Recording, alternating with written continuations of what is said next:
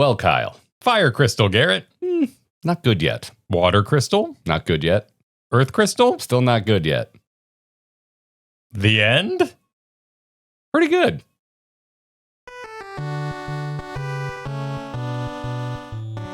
We're 3 deep. 3 balls deep.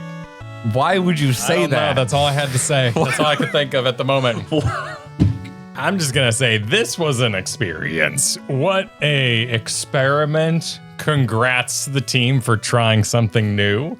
After previously trying something very new. Yeah, they're keeping it fresh for themselves, you know? They don't want to get bored. Are Final Fantasy fans okay? Well, are the creators okay in that they can't remake the same game over and over, which is I understand. Oh, dude, I get that one. No, I completely understand that. I, too, would want to create something new every single time. Yeah. I mean, outside of Ether and all the summons being the same names. And maybe the term Warrior of Light. Maybe you add an S on and it becomes, But then you have Warrior of Dark.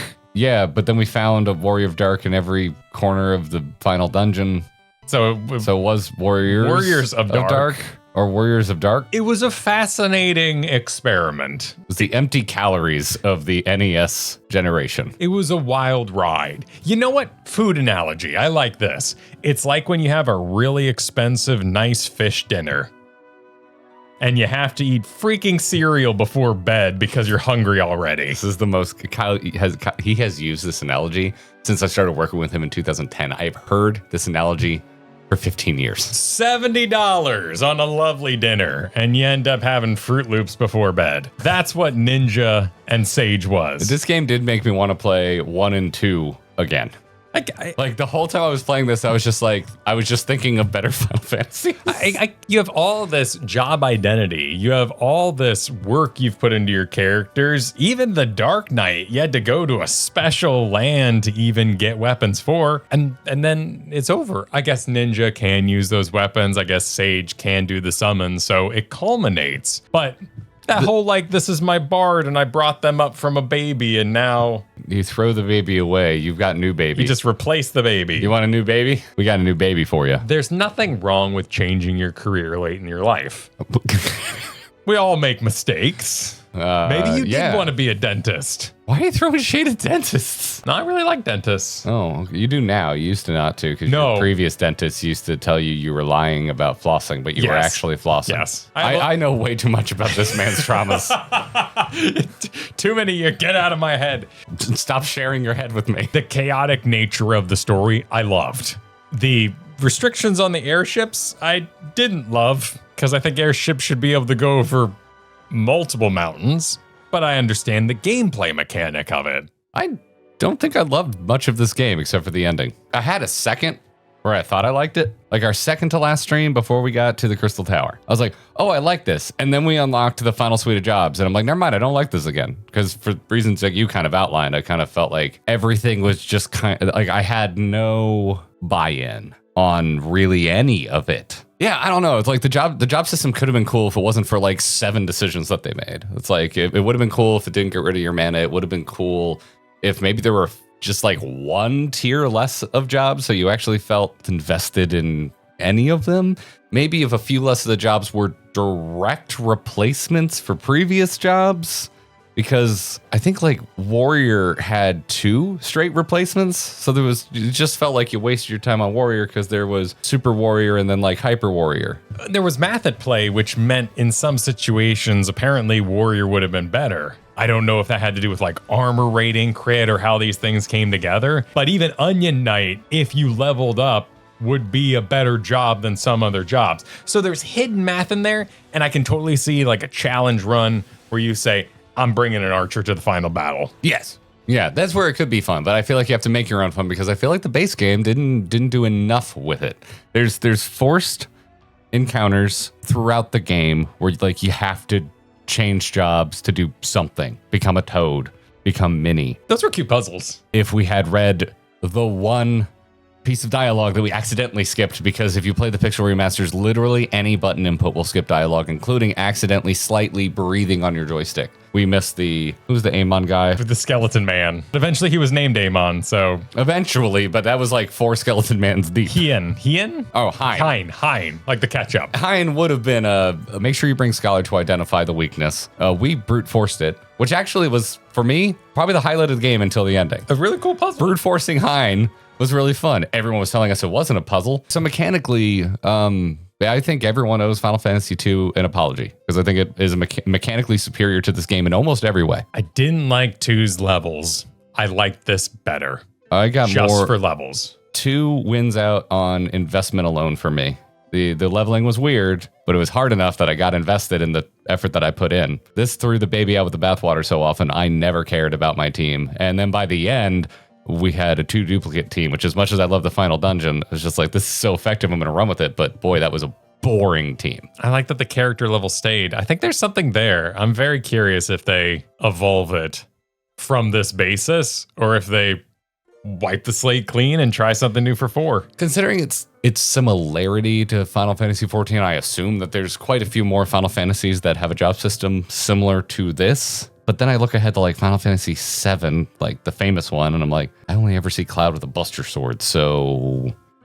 Yeah, and then you got 10 where you're putting the balls in the pips and doing a talent tree sort of situation. Oh god, yeah, I do vaguely remember from what I have played of 10. What was that called? The Dynasphere or something?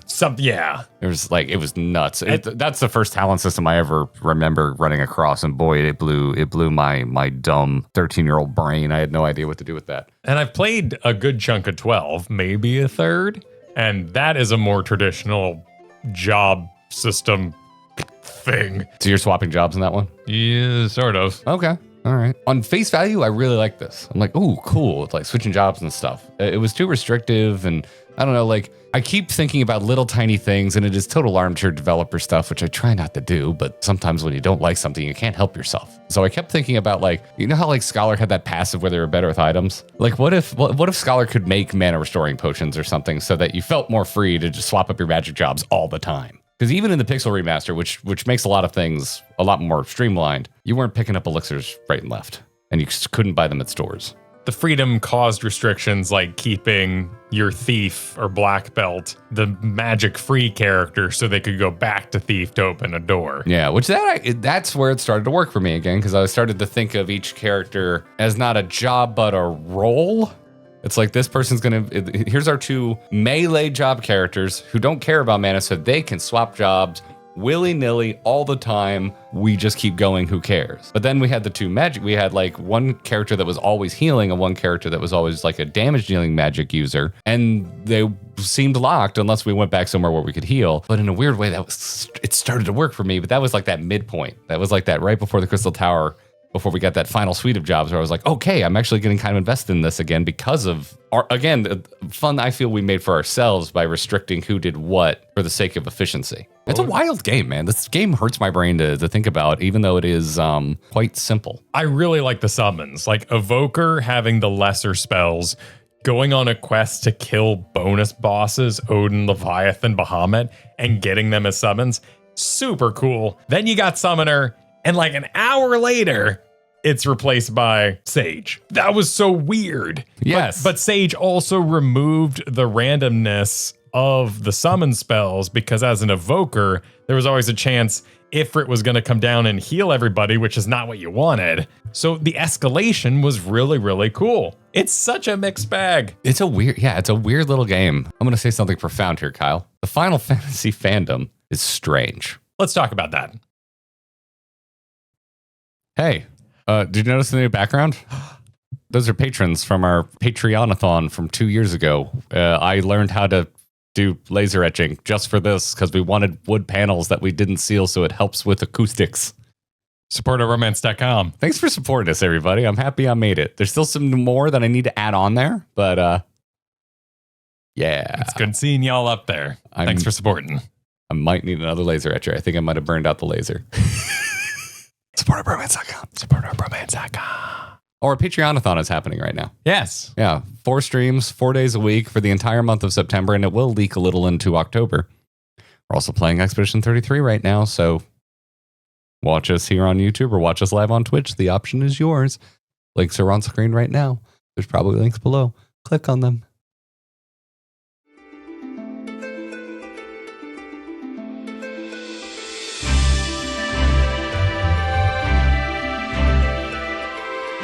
The story here is a wild blueprint of names, music, and places for Final Fantasy XIV. I don't think you can look at it that way. It was so far in the future.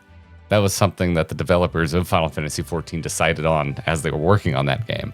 It's not like 14 would exist without this game. They're references. But it's not even the strongest story in Final Fantasy XIV, not even close. No, but there are a lot of similarities which are really interesting, and it makes me wonder, did they find the abandoned child and raise him up? Like, what happened here? Because 2, everyone had a lot of investment in. Like, everyone kind of agreed. A lot of people agreed that 2 was one of the worst ones. We got that message a lot. Not to continue dragging 3, but compared to 1, 2, and 3, I think 3 is easily the weakest of the 8-bit series. Final Fantasy 2 was met with some hate. Final Fantasy 3 is met with apathy. And it's interesting that the apathetic, kind of boring, don't care about Final Fantasy became the resource pile for Final Fantasy XIV in a very strong way, like Zonde and Doga and the entire Crystal Tower, the Labyrinth of the Ancients, an entire raid series made into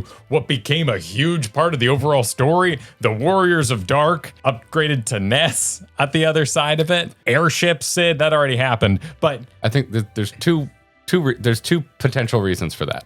There's 2 things I see, and they're different.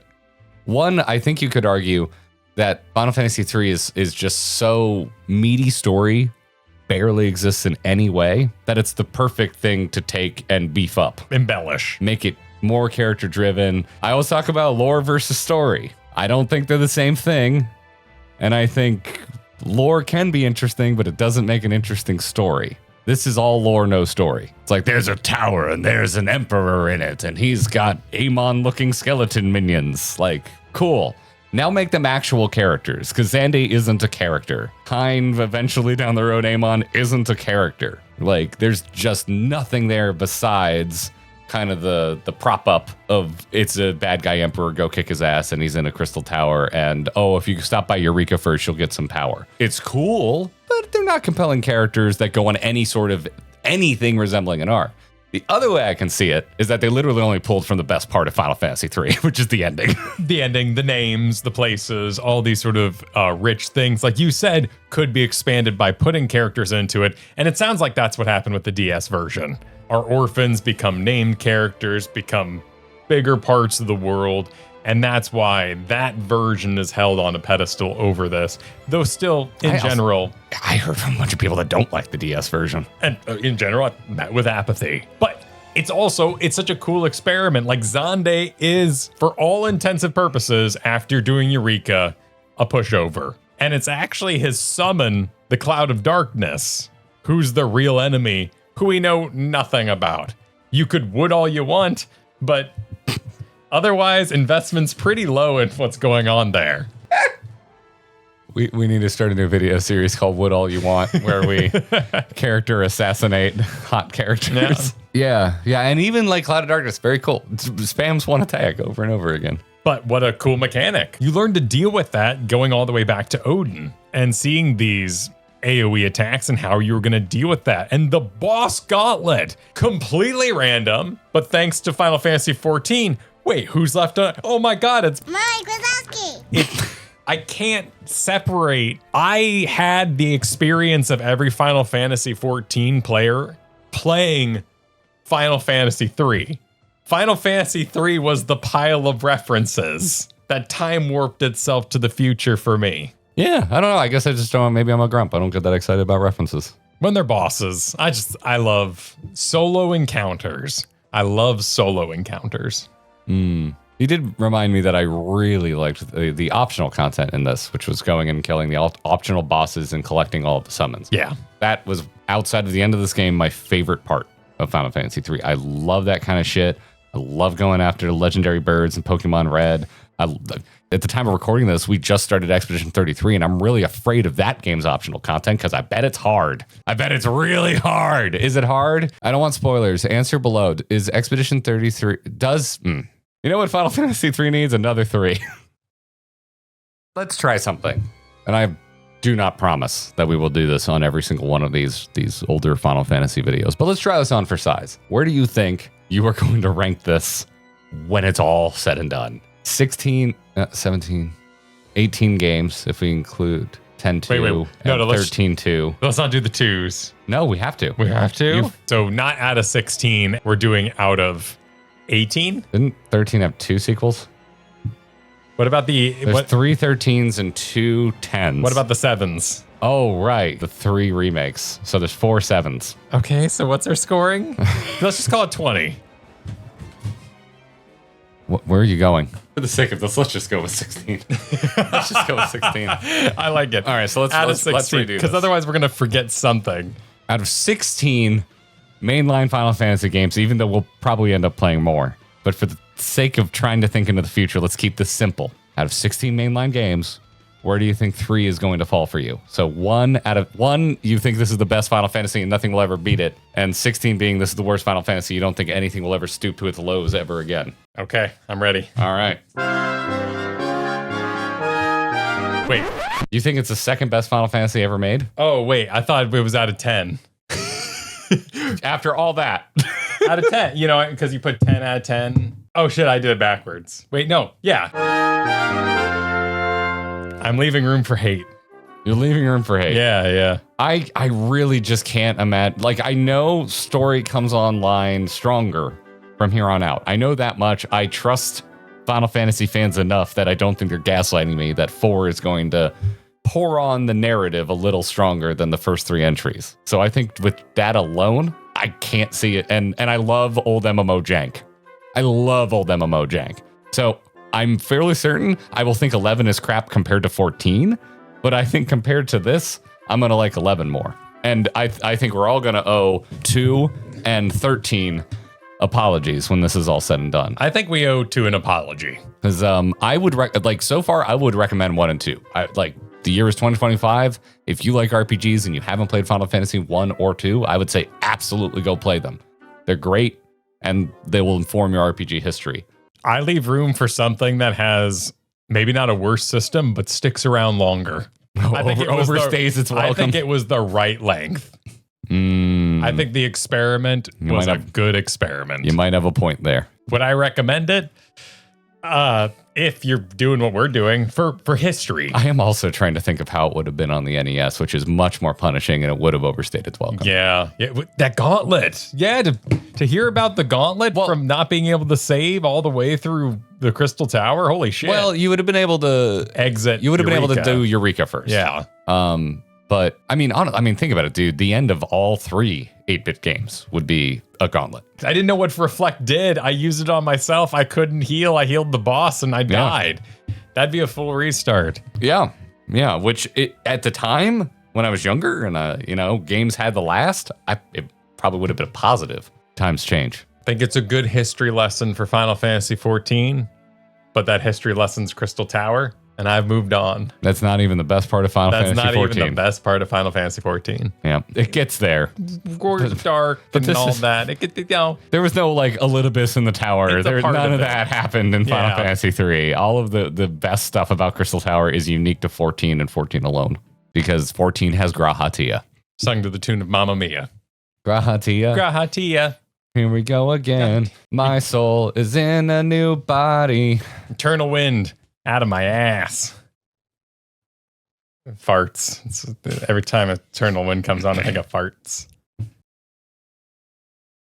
a fart joke, everybody. Thanks for watching.